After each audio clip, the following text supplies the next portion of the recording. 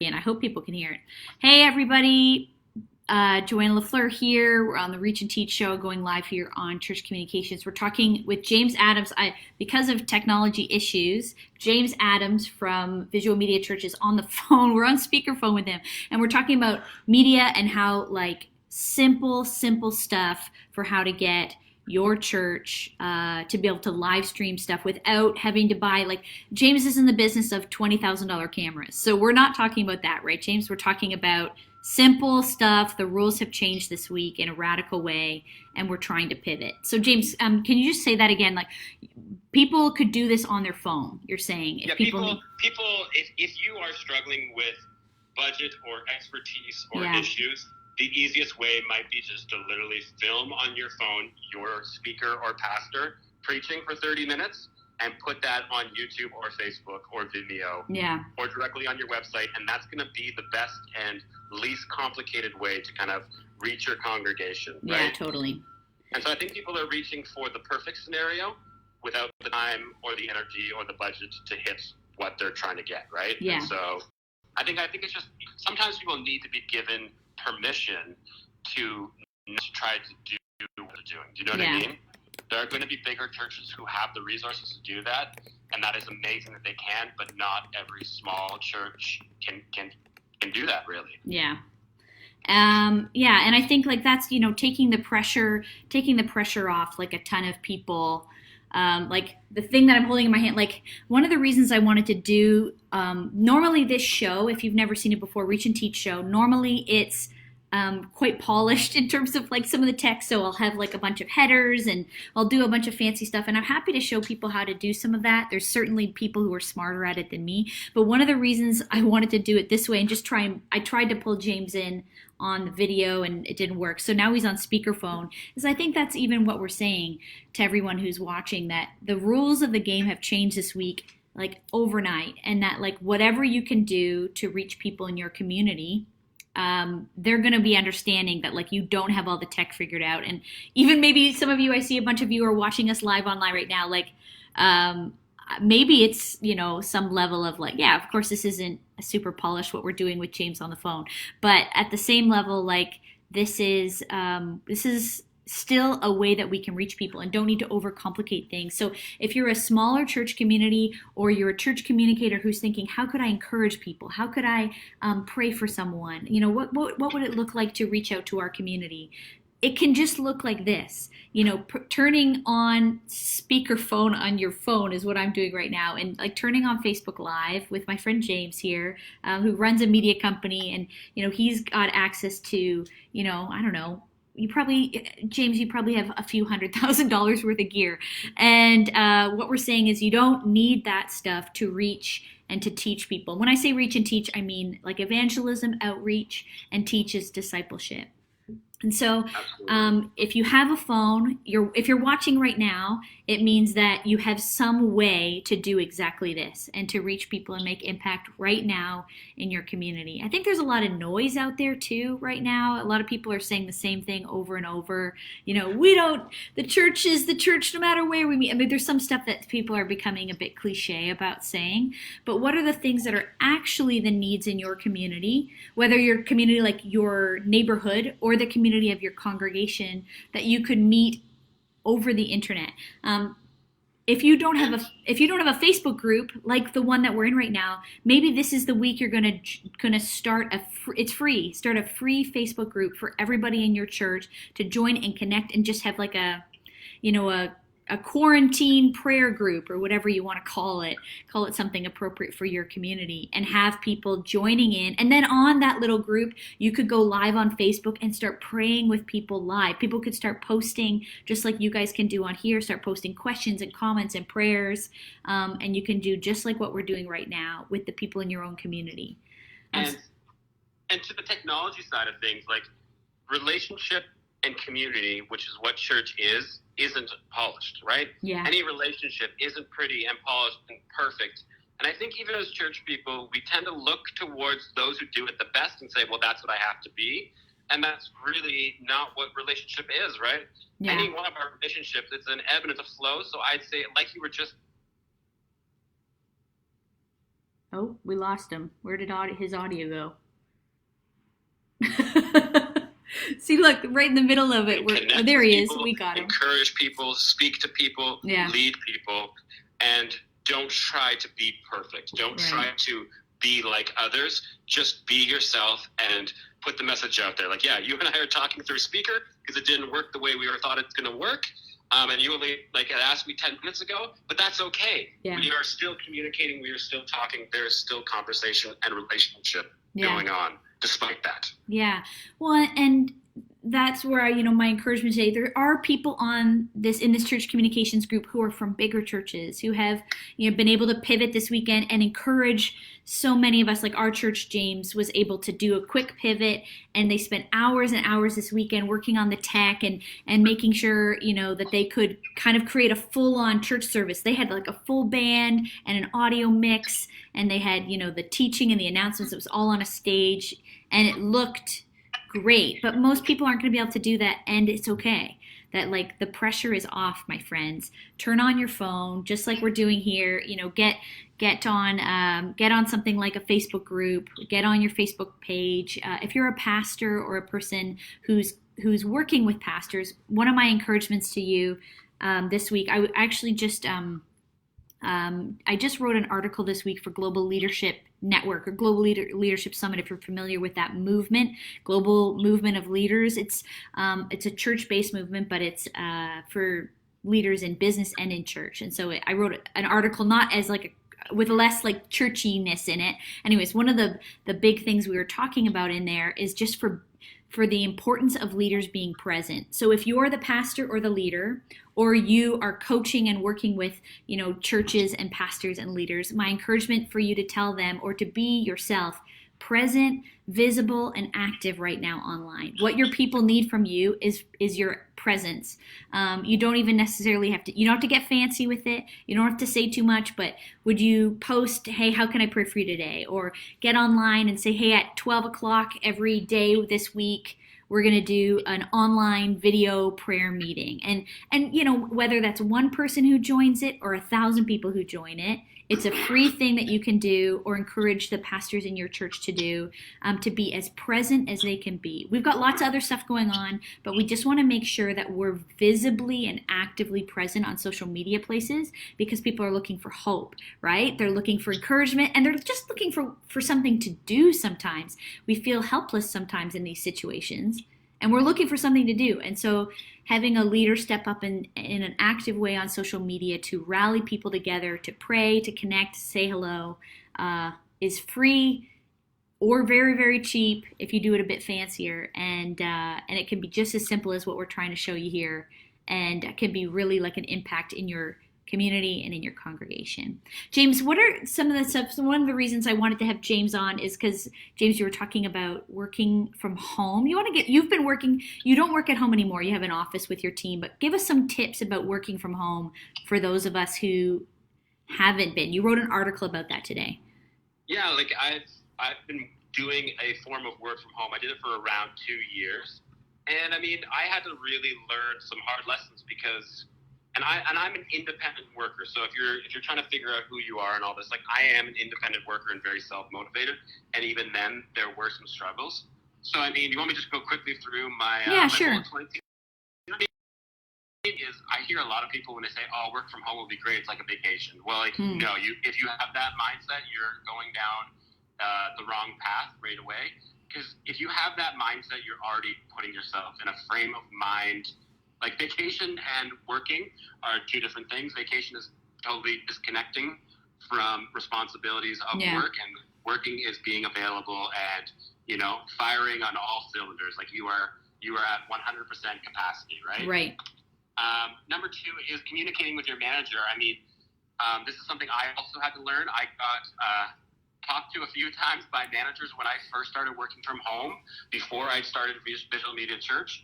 And it wasn't that I wasn't working, it's that my manager hadn't heard from me enough throughout the day, and she was just getting nervous. That's all, and that's completely understandable. She's, hey, I haven't heard from you for 6 hours. Is everything fine?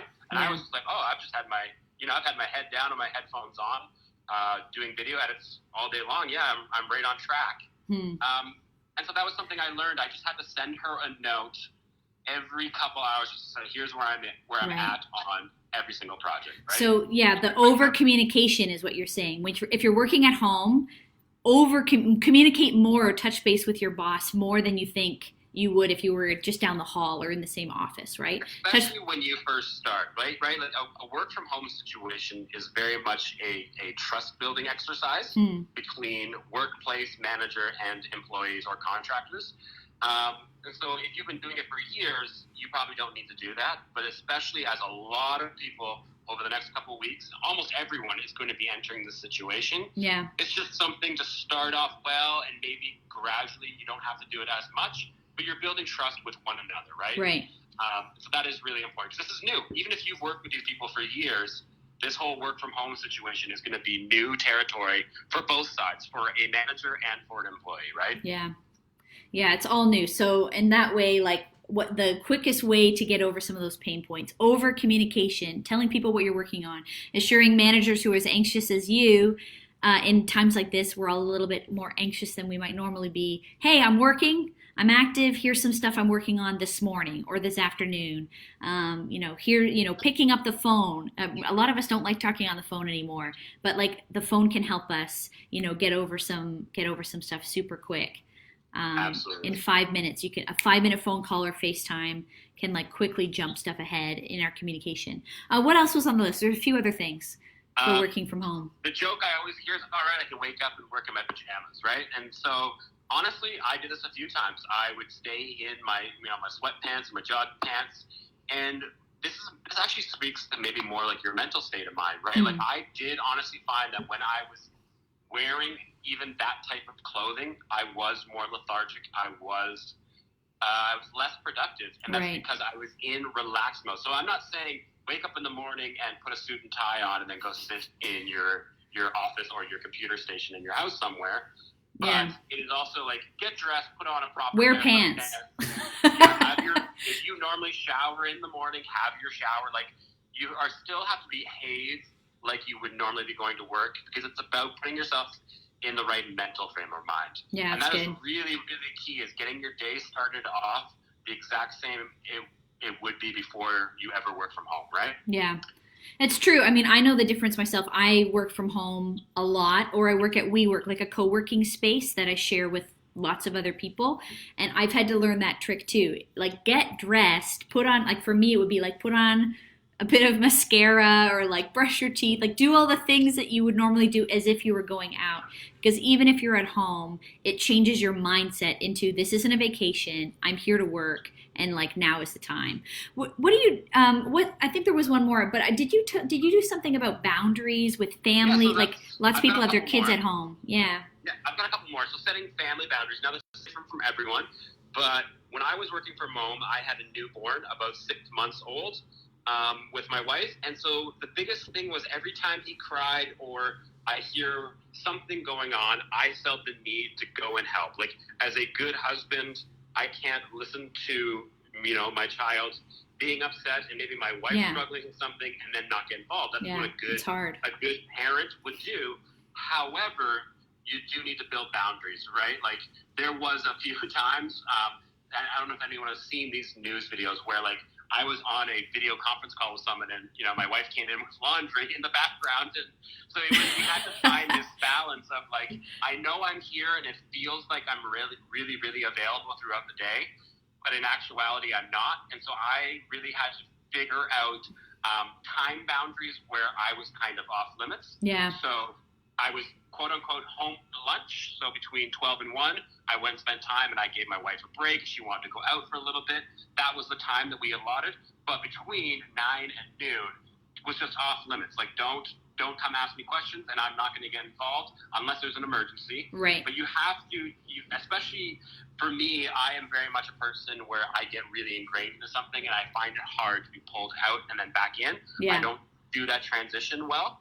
And so I really needed those family boundaries. And it took us working through that, even through some arguments, to kind of realize, okay, what we really need here is boundaries rather than I'm just available. So I had to be in a closed off room, not sitting in the living room, because I wasn't going to get work done with, my son running around, who I love spending time with, but it's just not practical for getting work done Yeah.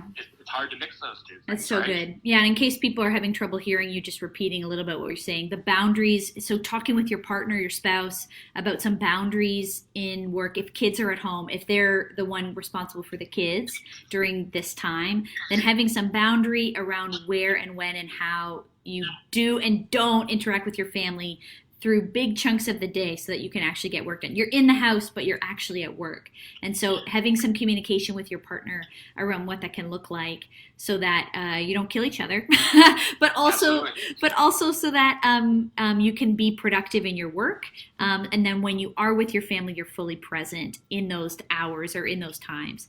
And do you have a set end time, James? Like you shut the computer, if you're working at home, like this is the time it's over, or is that kind of a gray area? What do you do with that? No, I don't. And this kind of speaks into the next rule, which is don't change the rules that you already had in your workspace now that you're at home. So what that means is if you are a 9 to 5 person, be a 9 to 5 person at home. Don't start making excuses like, oh, you know what, today I'm going to sleep in because I'm actually, more of a night owl. And so I'll work this evening. Like as soon as you start being loosey-goosey with the rules is when you're going to run into a lot more problems, not only dealing with other people, but also just that's not the habits that you have built in already. Yeah. And so you're going to start dropping the ball, unfortunately, which causes all those other rules to break down, right? So, I mean, I know that I've known people who used to work from home and they'd say, oh, I then would put a movie on in the background. And of course, you're not going to get work done. I've done it. Normally. Like get like episodes. I'm in the office, so I'm going to put on episodes of The Office. And then, of course, I don't get anything done for an hour. You're going to be distracted, right? Yeah. Yeah, if your rules, now if this is something that your office does, that there is, like you have podcasts on in the background and that's normal behavior, then continue normal behavior. But yeah, if you're going to sit in the living room and try to work on your laptop while having the TV going all day, you're setting yourself up for failure. And so you have to kind of keep those same rules consistent. It's good. Throughout that. And that means work times, that means how you're available and where you're available. Keep it consistent. Yeah. And then the last thing that I had put there was really just setting goals. Like this is really big for people. I think when you're in an office environment, it's very easy to be told each day by a manager, kind of, here's what we're going to do today. Well, now that there is a lot of physical space between us, I think it's really important to write down your weekly review, like your daily, your weekly, and even your monthly goals. Because the truth is none of us know how long this scenario is going to last. Yeah. Right? Some people saying 2 weeks, and there's a lot of people, I'm a big sports fan, and a lot of the sports leagues behind the scenes are predicting at least 2 to 3 months. Yeah. So none of us really know the answer right now. And so I would say prepare for the worst and hope for the best, right? So prepare for this might be a work from home live stream scenario for 2 to 3 months. And if things work out better than that, then great, this is amazing. However, I'd start putting in things now to deal with it long term rather than, oh, this is only going to be a week so I can be kind of loosey-goosey with these rules. Yeah. And I don't think what we should do because this could be a lot longer than we all want or hope it to be, right? Yeah, that's it. And do you have anything around, like, I mean, a lot of us are feeling anxious, stressed, more than normal. Like some people, it is an ongoing struggle. And others, the news and stuff right now is just causing more. And like just this unknown of it all. And so I'm wondering anything around like physical health or like exercise or eating or, how we survive this like working at home without like making it worse by being lethargic. What do you do? Like, do you have exercise stuff in your house? What do you do for that? So, I mean, like all the news that I've seen, they're not telling people to not go outside into your backyard or for a walk in the street, right? The issues around, and I'm no doctor, this is not an airborne problem, so you can go out for a walk with your immediate family who you're sharing a household with already. So go out, get fresh air. Like, don't be trapped inside, especially if you are feeling anxious around this whole situation. Yeah. I mean, as human beings, we all, in general, always feel better with a little bit of fresh air, whether that's opening a window, going for a walk, just because different businesses and public things are now closed doesn't mean you can't go outside. And I really, like, if we're going to pull some hope out of all this, like, let's just honestly take the opportunity to spend more time with our loved ones and other family members, like, get on the phone and call. Let's invest in our relationships. We're all going to be a little bit less distracted by sports and entertainment. So, I mean, my thing is, like, yeah, like, just take the opportunity. Like, you know, if life gives you a lemon, make lemonade, and that is what you have to do, right? Like, spend more time with your family. Like, that is actually, you know, something that is preached in the Bible. So let's take this as an opportunity, although it is a scary situation, and get some fresh air. And, like, you know, last night I went for a walk with my wife and my 2 kids, and that is something we normally try to do, but there was no excuses not to yesterday, right? Yeah, it's good. James, I want to just wrap up our time here because this is, I mean, we've been in kind of 2 parts because of some tech stuff, but usually it's like a 2 to 2:30 show Eastern time, and now it's just past the line. So want to wrap things up. If you're just joining in, James has provided a bunch of really practical tips for how, as communications people or just workers in general, how we can survive some work at home, because he has tons of experience in really practical ways to make working at home successful, healthy, happy for us and our family. There's going to be a link that we'll post here. I already see it. There's a link to the group, but we'll link specifically to the article as well that he wrote today about that. James runs a media company and helps churches all over. And also the other encouragement that we have out of our time today, James and I chatting just about the rules of the game have changed, which is why you're seeing this kind of basic setup right now of me in my living room with James on a speakerphone. We couldn't get him linked in on video. So we're making the most of what we have. Make the most of what you have to reach people, to encourage people, and to teach people what it looks like to have a godly response, a Christ-filled, hopeful, fruits of the Spirit response to a scary, unnerving, unprecedented time. You can use the tools you have in your hand, on your computer, to FaceTime Live, to Instagram Live, to connect with people, to send emails, to get content out, or even to live stream a whole service right off your phone if you need to on Sundays coming up. If you want any help, James and I are linked here. You can find us and send us a message, DM us. We are here to help each other and support each other in this time. We've got lots of experience in communication and technology and digital media. None of us have experience in Corona, but whatever we can do to apply our experience from that into an unusual and kind of bizarre situation that we're all in, we'd love to help you, right, James? Absolutely. You can also find us over at digitalmediachurch.com. Yeah, awesome. Thanks, James. I'm going to hang up on you, and we'll say goodbye to everybody here. Thanks. Oh, sorry, James, I just hung up on you, but I'm here to help. I'm here to encourage. There's some practical stuff, but really the most important thing is for you to make a plan as you work at home, and for you to use the tools in front of you and not worry about getting fancy with technology. Just use the tools you have in your hand. All right, God bless you. I'm praying for you all, this church communications community. There's thousands and thousands of us who are coming together, as many communities are right now, to serve and to help. Stay healthy. Wash your hands.